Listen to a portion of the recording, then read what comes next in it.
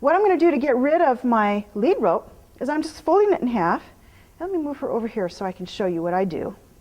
There's a couple things I do. When I'm riding with my casual soft saddle or my English saddle, I will use just a little latigo string and string it through. But today, because I'm going to need a little extra side, maybe a little extra, because remember we're not using spurs, so I need a little extra pressure at times if she gets stuck, if her feet get stuck. So I want this to hang off to the side.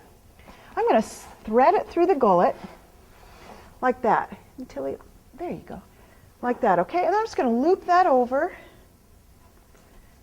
and I'm going to toss this, and I want this to be, oh, you're so silly. I want this to be a comfortable length, not too short that she can't move, and not too long that she's getting hung up in it. And then I'm just going to loop it a couple of times around the horn to get the correct length off the side. And let's take a peek at that. Where are we at with that? Can you step over this way, please? Thank you. Good job. Yeah, perfect length. This will allow me to go back and forth if I need, or to tap on her bottom if I need to move her feet. Good girl, because remember, no spurs. There's ways we can get what we want out of our horses without the bits and spurs. Yes, and we're going to do that today now. So I'm going to put my helmet on. So I always wear a helmet when I'm training other people's horses. Oh yeah, you want to smell that? Yeah, okay. You want to encourage curiosity with your horses because it replaces fear.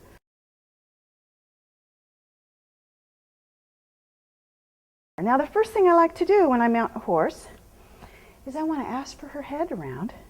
And remember, you learned this in the 5 fundamentals. It's the same thing. Ask for that nose. Good. Remember, the safe and loving place we go when we're in trouble. Good girl. Very nice. And I want to do the other side.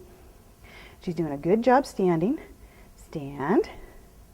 Good girl. Good girl. All right. So now I'm going to ask her to just kind of move away from that mounting block. I'm going to be riding with a direct rein for now because she's just learning how to turn. When she went home, all she had was a walk, a little bit of a stop, a little bit of her turn signals. That was about it.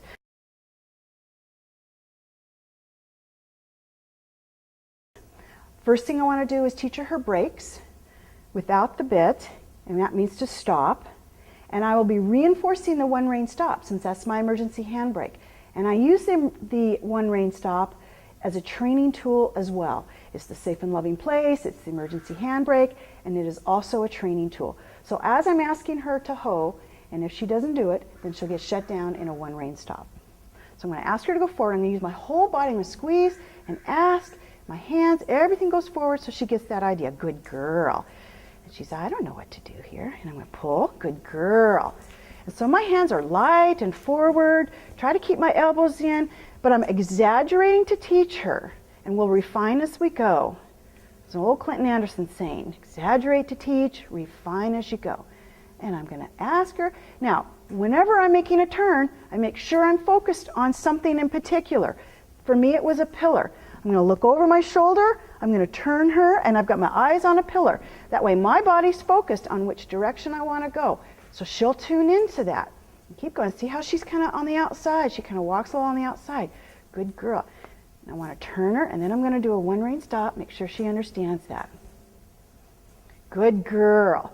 And a One Rein Stop. So I pull to my hip. I ask for that bottom. Good girl. She disengaged nicely, but you notice how imbalanced she is. It's been quite a while.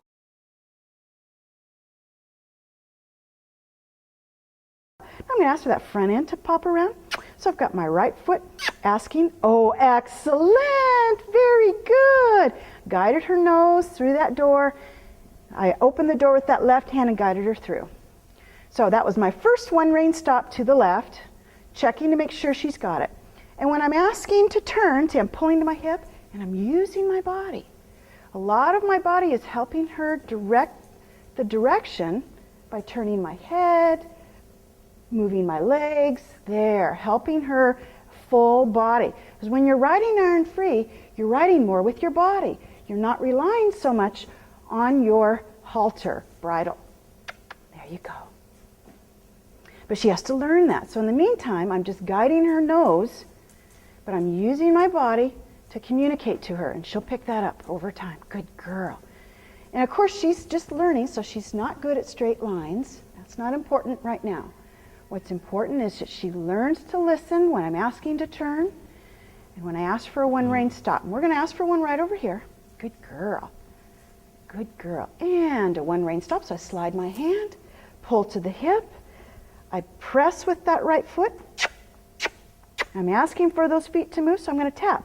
Good girl. You see, I pulled out my lead rope here, and I tapped.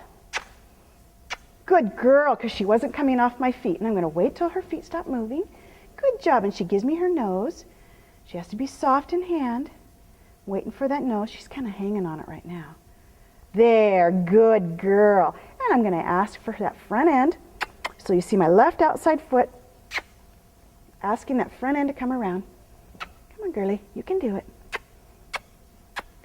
Excellent. I started to pick up that lead rope and she went, oh, okay, that's all right. Good girl. So you can get these refinements over time. Just take your time. It's patience, because you're using pressure, not pain. Much more humane and thoughtful way to train your horse, just with pressure. And they'll get it. But remember, you have your emergency handbrake. You can always stop that horse. You can shut him down if things start going awry. I don't know how many people you know, or if you have yourself been on a runaway horse with a bit in their mouth. How'd the bit work then? It didn't. And I've had too many experiences myself for that. It's a false sense of security, a bit.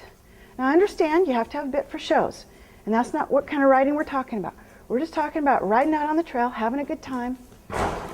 You don't need a bit to control your horse.